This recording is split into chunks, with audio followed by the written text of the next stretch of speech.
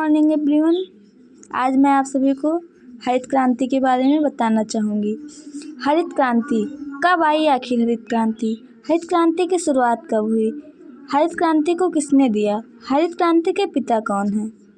जैसा कि हम सभी जानते हैं, तृतीय पंचवर्षीय योजना के समय 1961 से 1966 तक बहुत कठिन समय था।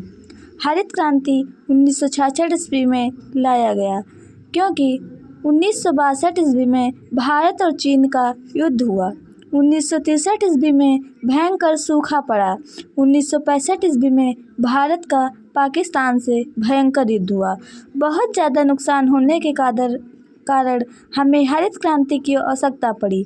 1943 ईस्वी में बंगाल में अकाल पड़ गया और लाखों लोगों की मृत्यु हो गई।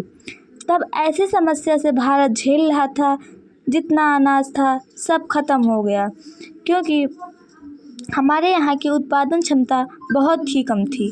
हरित क्रांति की शुरुआत द्वितीय विश्व युद्ध में अमेरिका ने हिरोशिमा तथा नागासाकी पर परमाणु बम गिराया। तब वहाँ पर बहुत सारे बच्चे बूढ़ों की जान चली गई तथा वहाँ की जनसंख्या तथा बच्चे बूढ़े पर आज भी परमाणु के रेडिएशन का प्रभाव दिख रहा है।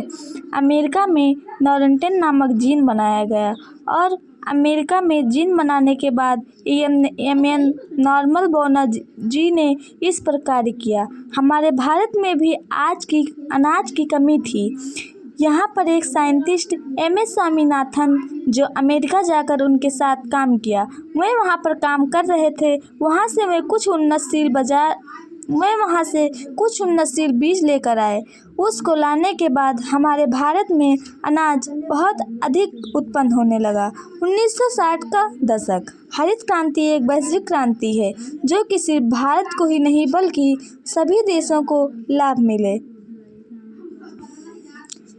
ग्रीन रेवोल्यूशन इनका शब्द विलियम गार्ड ने, जो अमेरिका में अधिकारी थे, ग्रीन रेवोल्यूशन के जनक को नॉर्मन बोरलॉग कहा जाता है तथा ग्रीन रेवोल्यूशन अर्थात हरित क्रांति भारत के पिता MS स्वामीनाथन को कहा जाता है। धन्यवाद।